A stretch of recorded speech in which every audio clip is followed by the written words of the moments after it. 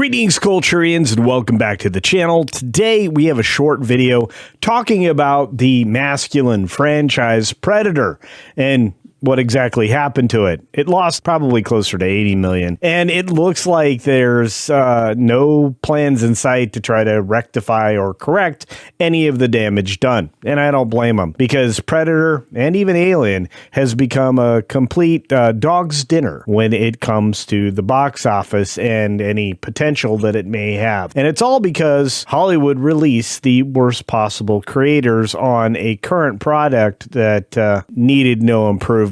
But hey, that's not surprising for us in these days. Woke Predator loses $80 million in the box office, and as usual, it's your fault. So, in this article, this great article from Matt McGloin over at Cosmic Book News, we've got Predator Badlands box office losses approaching $80 million. Now, this article, a couple days old, December 21st, really did land kind of with zero fanfare, because nobody cared anymore. It's not that we didn't care about, well, Matt's writing or Cosmic Book News or even Badlands itself. It's that there really wasn't anything left to say. This is a disaster, like any other woke approach to filmmaking. It kind of defines a way to guarantee a loss when you could have easily had a win. Predator Badlands, in this particular article, will kind of emphasize why we're wrapping up 2025 with kind of a thud and not a ramp into 2026. From the story itself, Predator Badlands is now shaping up to be an even bigger box office disaster than originally projected, with losses approaching $80 million as theatrical interest completely collapses. That's being kind. With what was once estimated a loss of around $60 million is now tracking significantly worse as the film's domestic run fizzles out and international audiences largely stay away. Stay away. That's being rather kind.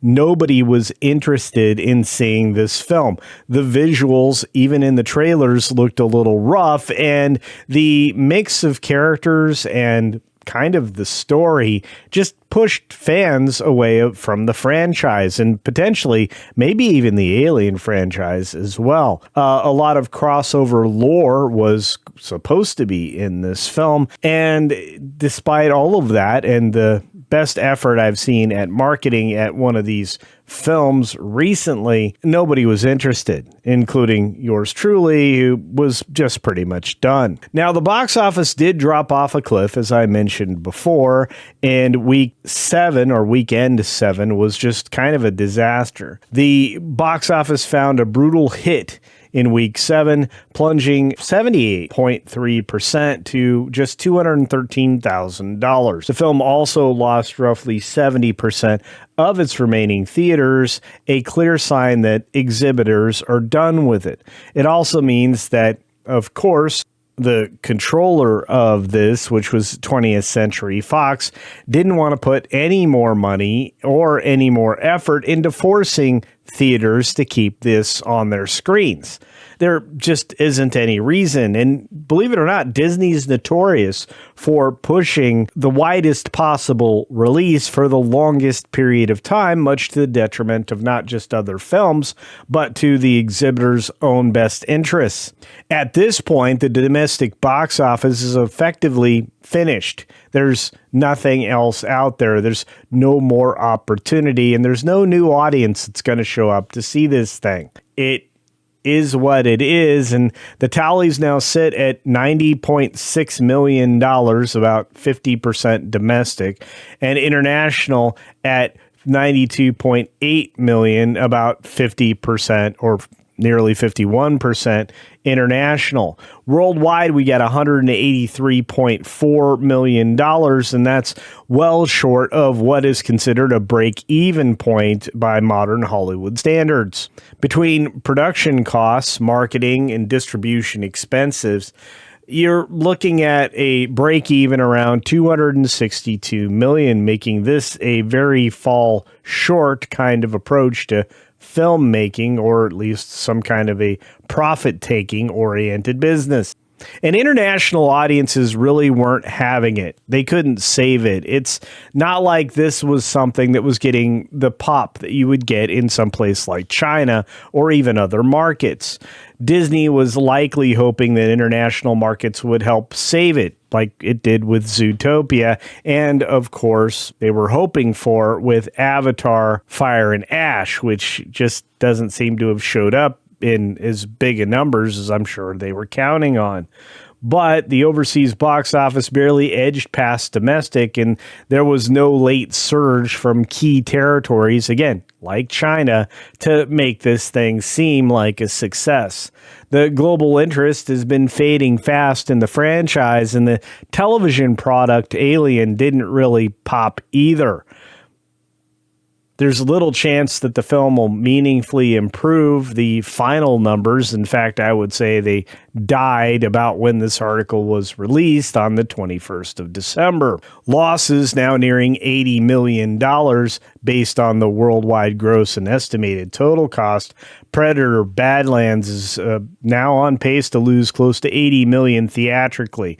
That's a significant jump from earlier projections and firmly places the movie in bomb territory at the box office. Again, they thought this would only lose $60 million. It's now up to $80 million, and we don't even know if the true actual spend on the film was in line with our expectations. It's quite possible, like with many other productions, especially those related to Disney, are wildly off and well underestimated in a way that is almost abusive to good financial responsibility. Merchandising and downstream revenue won't come close to offsetting any kind of gap because there is practically none. Nobody was, jumping all over this property and or scooping up any product that was put out in retail over the course of the holidays, or even perhaps a popcorn bucket here or there. Aliens versus Predator crossover is likely dead. In fact, everybody saw this coming, even as the TV product was failing at basically the same time. Predator Badlands underperformed this badly for a reason. There's really nobody interested, and the incentive for Disney to move forward with a theatrical crossover event is, well, unlikely. So too, apparently, is a sequel. There's no plans for a sequel here, and that's probably the best news for fans that you could get today. Predator is likely headed back to streaming, which is kind of where a lot of things go to die these days. And if Disney decides to continue the Predator franchise at all, that's likely where it will go. Not theaters. There's just no money in it. Scaled down release could limit risk, lower budget, clear the hurdles that Predator has found with moviegoers. And for now, Predator Badlands looks like the end of the road for the franchise on the big screen, unless all of a sudden Arnold Schwarzenegger comes back and pushes forward something new that we could all look forward to. And honestly, I agree with Matt here. Fake hype didn't save the Predator. The fake memes run by various outlets didn't help. The Aliens vs. Predator is still the highest grossing of the Predator films, coming in at over $305 million in today's dollars. But the 87 original starring Arnold Schwarzenegger blows Badlands away, landing at over $280 million in today's dollars, and in a way meaningfully that meant something way back then. Just the domestic run alone, as we read here, also destroys Badlands with a massive $170.793 million in today's dollars. That's twice that of Badlands. And I have to tell you, that was one of the best movies of the year that I saw way back when. So I have to ask you, were you expecting this film to be a big winner? Did you see the film and enjoy it and think that all of everybody's objections are silly? Did you see it and decide that you'll probably never go back? Or is this just a film you avoided to save some money for something else worthwhile down the way? Let me know your thoughts down in the comments section below. And with that, as always, I leave you to be sure to take care of yourself. Take care of others. Try and keep them from seeing silly movies. And until next time, I'll see ya. Just not at any Predator or Aliens movies anytime soon.